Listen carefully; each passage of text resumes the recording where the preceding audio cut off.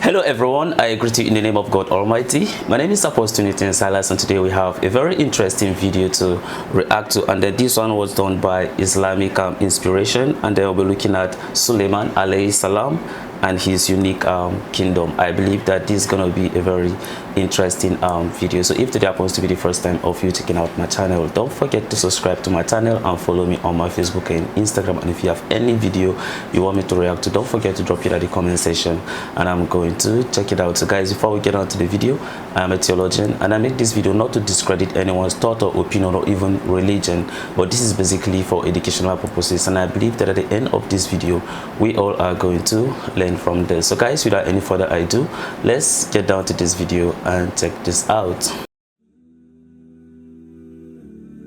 وَوَهَبْنَا لِدَاوُدَ سُلَيْمَانَ. We gave the gift to Dawood of Suleiman. نِعْمَ الْعَبْدُ. What an incredible slave. What an amazing slave of Allah. Allah is proud of this slave of his. His quality that makes him a really amazing slave is his heart keeps turning back to Allah over and over and over and over again. What did Suleiman inherit from his father? Inherited from him prophethood and kingdom. He said, "O Allah, give me a kingdom that will occur to nobody else after me. Verily you are the bestower."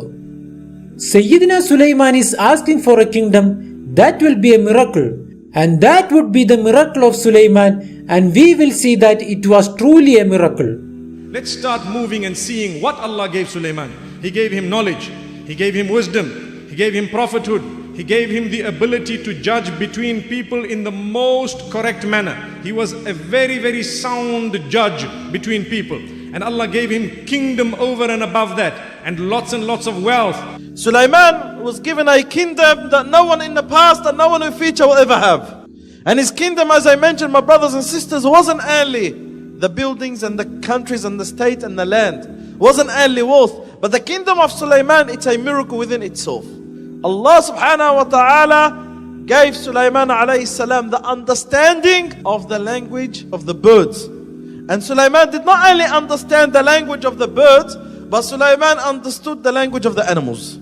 He could communicate not only with the birds and with the animals and with various other creatures of Allah subhanahu wa ta'ala, but Allah gave him the power to control the wind, Suleiman alayhi salatu wasalam. Sayyidina Suleiman had control over the wind for a distance of a month. So he can use wind to travel for him and accomplish things a distance of a month. And Allah subhanahu wa ta'ala says, "And we made a fountain of brass to flow for him." Allah subhanahu wa ta'ala provided him with the fountain of brass. This brass would come out molten, and he can mold it in whatever form he wants. Over and above that, Allah subhanahu wa ta'ala gave him the power to control the jinn kind, all of them, under his authority. Allah subhanahu wa ta'ala made the shayateen, the devil's servants, with Sayyidina Suleiman alayhi salam, and he would command them with whatever order he wants. Some of them would dive in the oceans and some of them would build for him. He was able to jail them, to imprison them, to punish them, to use them in whatever way he wished. And Allah subhanahu wa ta'ala says, at the same time, our worshipper, ni'mal abdu innahu awwab. What an excellent worshipper. He too used to turn to us often. Allahu Akbar. Bismillah, alhamdulillah, wassalatu wassalamu ala rasulillah wa ala alihi wa sahbihi ajma'in. Brothers and sisters in Islam, assalamu alaikum wa rahmatullahi wa barakatuh. Suleiman, as we know him as Solomon, Suleiman alayhi salam is the son of Dawood, in which Allah subhanahu wa ta'ala, He says, Suleiman became the heir of Dawood. He inherited his father Dawood. What is the meaning of inheriting here? He got the prophethood as well as the fact that he became king. When it comes to something monetary and material, the messengers of Allah subhanahu wa ta'ala do not inherit, and they do not leave something to be inherited, but everything goes out as charity. Suleiman alayhi salam did not inherit the money. He did not inherit no wealth. As the Prophet Muhammad sallallahu alayhi wasallam, he said that the prophets and the messengers do not leave any inheritance behind. They don't leave lands behind. They don't leave houses and palaces and goods behind. What they leave behind as inheritance is the knowledge. Suleiman alayhi salam grew up. Very, very intelligent young boy. watching his father judge, he used to sit on the side and listen. And as time passed, Allah gave him more wisdom and so on. And a few times there is mention made of him interrupting in his father's judging and putting forward his suggestion as a young boy. Let's make mention of some of this. That one day there were two women who had babies, little babies. And they had put their babies down and gone to do something either in the field or somewhere. And one of the babies was snatched by a wolf or a fox. And they came back to find only one. So the older woman is saying, it's my child. The younger one is saying, it's my child. What did they do? They said, let's go to Dawood. They went to Dawood alayhi salatu wasalam and told him the story. And he looked at the matter and he considered both. He probably thought that, the older one, let her take the child because the younger one can have another child, inshallah. So he says to the older one, you can take the child, and the younger one, it's not your child, and let the older one take the child. And Suleiman alayhi salam, young boy, is sitting there. He says, oh my father, I have an opinion. The father says, yes my son. What is it? Speak to me, tell me. So he says, look. Now both of the women are listening. Dad, let's bring a knife. We cut this child in half, give half to her and half to this one. That's it. So now the two of them look at each other. Dawood alayhi salatu wasalam is trying to agree with his son. And as he's trying to agree with the son, the little one says, no, not at all, no ways. We want to have mercy on this child. Never mind, no problem, give the child to the older one. Whereas the older one was just silent looking at the child. So Suleiman alayhi salam says, Dad, don't you think that this child belongs to the younger one? She has more mercy over the child than the older one. So Dawood alayhi salatu wasalam ruled that child go to the younger one. Subhanallah. And he benefited from his son. May Allah subhanahu wa ta'ala grant us children whom we can benefit from as well. There is another case that was presented to Sayyidina Dawood alayhi salam. These were the two neighbors. One of them had a farm and the other one had sheep. The owner of the sheep forgot to lock his gate at night time. So the sheep, they went into the farm and they enjoyed themselves. And they destroyed everything in the farm. The owner of the farm wakes up in the morning and sees that his farm is eaten by his neighbor's goats or sheep. They went to Sayyidina Dawood to ask him to give his hukum, his judgment. Sayyidina Dawood listened to both sides, and his judgment was that the owner of the farm takes over the sheep, because it was due to the carelessness of the owner of the sheep. The owner of the sheep should give up his sheep to the owner of the farm as a compensation. Sayyidina Suleiman alayhi salam was outside of the court.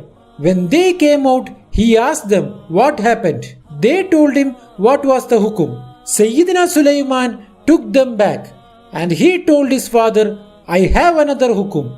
My hukum is that the owner of the sheep should give the owner of the farm the sheep.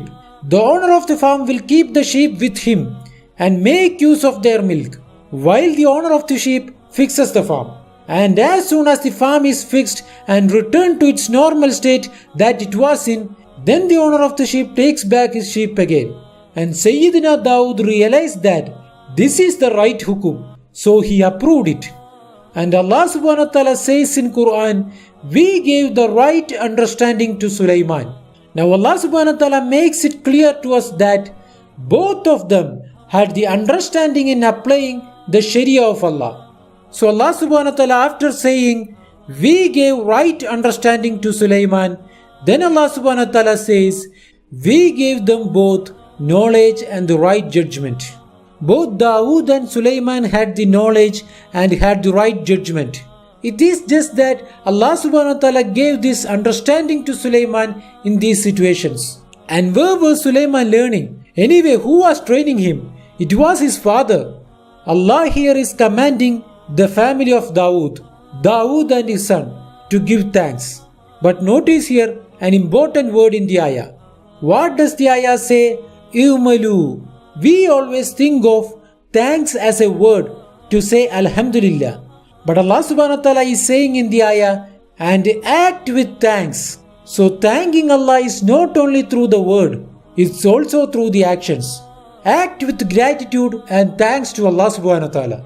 And then Allah subhanahu wa ta'ala says, only a few of my servants are thankful and grateful.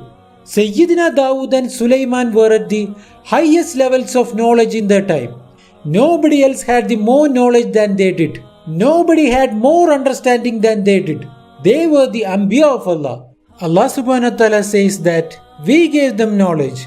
What was their response? They said, all the praises and thanks be to Allah, who has preferred us above many of his believing slaves. So Suleiman alayhi salam inherited Dawood alayhi salam, and he told his people, Allah has blessed me with the speech of the birds, and he has granted me absolutely everything. So much Allah has granted Suleiman alayhi salatu wasalam. Let's start moving and seeing what Allah gave Suleiman. He gave him knowledge, he gave him wisdom, he gave him prophethood, he gave him the ability to judge between people in the most correct manner. He was a very, very sound judge between people. And Allah gave him kingdom over and above that, and lots of wealth. Allah subhanahu wa ta'ala gave Suleiman alayhi salam the understanding of the language of the birds. And Suleiman did not only understand the language of the birds, but Suleiman understood the language of the animals. Allah subhanahu wa ta'ala tested Sayyidina Suleiman alayhi salam with some test. We tested Suleiman alayhi salam to the degree that we had his body placed on this throne as though it was completely dead, until he sought forgiveness and turned back to us. What Al-Fakhr al-Razi says is Allah subhanahu wa ta'ala tested Suleiman. He gave him everything that we just mentioned now. And on top of that, he made him sick and ill. He was sick, a very severe sickness. Mankind and the doctors could not help him. The birds and in his entire army of birds could not help him. It is reported that they flew across, finding herbs from various corners of the globe and brought for him, couldn't help him. Until he couldn't move, and he was as a dead person on his own throne. And his kingdom was now almost as though it was taken from him, because he was more or less totally immobile. And Allah subhanahu wa ta'ala says, then he turned to us and he sought forgiveness. He made a dua, oh Allah, forgive me. Look at how he started it. And after he asked Allah for forgiveness, he made a dua. He said, oh Allah, give me a kingdom that will occur to nobody else after me. Verily you are the bestower. Sayyidina Suleiman is not asking for a kingdom for the sake of kingdom. That is not the action of the Anbiya. Sayyidina Suleiman is asking for a kingdom that will be a miracle. Because every Nabi, Allah subhanahu wa ta'ala gives them a miracle. Sayyidina Suleiman asked Allah to give him a kingdom that will be unique. And that would be the miracle of Suleiman. And we will see that it was truly a miracle. Allah subhanahu wa ta'ala accepted the dua of Sayyidina Suleiman. Allah says, we immediately gave him the control of the wind. It blew according to his command and instruction. Wherever he wanted it to go, it went. Amazing, amazing. Allah says, for Suleiman, we granted him the power of using the wind that covered a journey of 1 month in one morning. And Allah says, in the afternoon, it covered the journey of another month. So in one day, you would cover the journey of 2 months. That's what Allah says. What would happen? He had bisat, he had a laid sort of a wooden plank, say more or less a mattress or a platform. His army or members of his army were instructed to sit on it, and he told the wind, take it. It would take them a journey of 2 months in one day. Drop them off and come back. Allahu Akbar. And what would happen? The wind would blow it. Imagine, he instructed the wind. Allahu Akbar. Look at the power of Suleiman alayhi salatu wasalam. Over and above that, Allah subhanahu wa ta'ala gave him the power to control the jinn kind, all of them, under his authority. He was able to jail them, to imprison them, to punish them, to use them in whatever way he wished. Rasulullah sallallahu alaihi wasallam was praying, and he started making moves in his salah. So the Sahaba asked Rasulullah sallallahu alaihi wasallam, what were you doing? Rasulullah sallallahu alaihi wasallam said, a shaitan came in front of my face and he wanted to distract me from my salah. Rasulullah sallallahu alaihi wasallam pushed him first. He came back. He pushed him a second time and he came back. Pushed him the third time. The shaitan came back. Rasulullah sallallahu alaihi wasallam grabbed him and choked him. Rasulullah sallallahu alaihi wasallam said, I felt his saliva dripping on my hand. He choked him so hard. And then Rasulullah sallallahu alaihi wasallam said, and then I was about to bring him forward and tie him to a pillar in the masjid so that the kids could play with. Rasulullah sallallahu alaihi wasallam said, but I didn't do so because I remember the dua of my brother Suleiman, when he said, "Oh Allah, give me a kingdom that will occur to no one else." What does this mean? Rasulullah sallallahu alaihi wasallam was about to take control of this jinn and tie him to the masjid. But the reason why he didn't do so is because he remembered that this is something that was unique with Sayyidina Suleiman.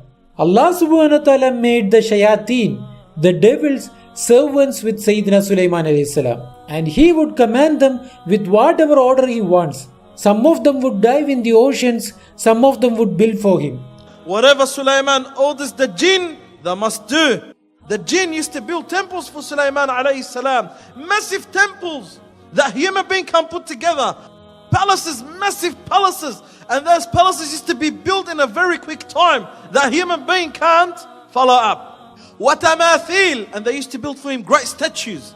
They used to build for him massive pools, massive boilers of basins in the ground. Build things for Suleiman, make things for Suleiman that human being, thousands of them can't do what probably few jinn can do. The shayateen used to dive in the oceans and get all the pills and jewelry from the bottom, deep end of the oceans and bring it all to Suleiman alayhi salam. And there were jinn that worked in front of him by the leave of his Lord.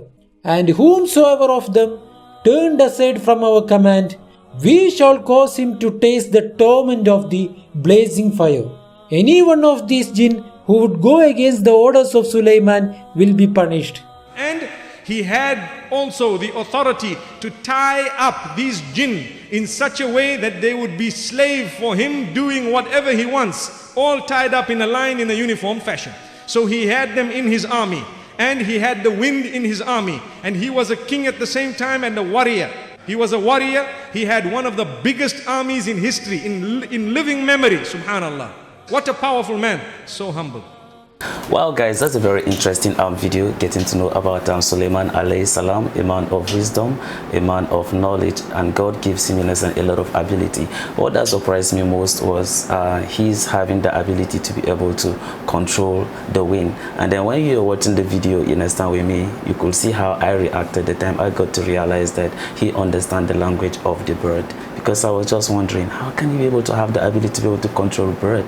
At the same time, you can be able to still control jinn. You make them to do whatever you want them to do. But then let's go to the judgment, because it's just someone that he was just blessed with several abilities that up till today, aside from what I'm listening in this video, I don't think that someone has his kind of ability or some of the things that God gave to him. Now let's talk about the judgment. Even though the Islamic perspective was talking about the two women that have two children, and then a wolf, attacked the children, so they killed one of them, and then the case was brought to King David, that is Dawood alayhi salam, and then from there he was able to pass his judgment through Suleiman. So through Suleiman he was able to pass the judgment by saying that they should bring a knife and then divide it. But then listening to the two women, the elder and then the younger one, then Suleiman says that since the elder one agrees that the baby should be divided, which means that she do not have compassion for the baby. But then if she have compassion for the baby, she could have not said that the baby should be killed and shared, which automatically means that the baby is not hers. Then from there, David took the baby and then gave it to the younger one. Well, that's a very interesting one, even though it's kind of similar with that of the Bible. But the Bible did not say that maybe a wolf attacked the baby, but then it says that the woman slept and then one of the baby died.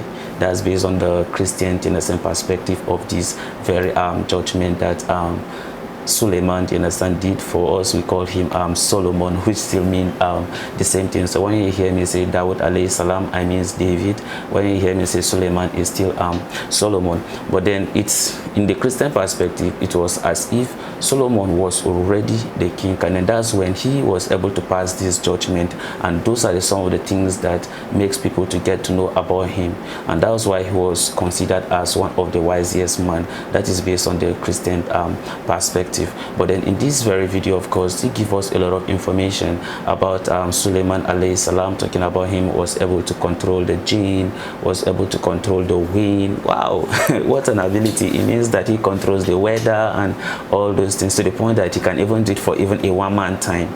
Wow, that's a very interesting one. And then looking at the situation whereby he was able to control the jinn, that is the demons.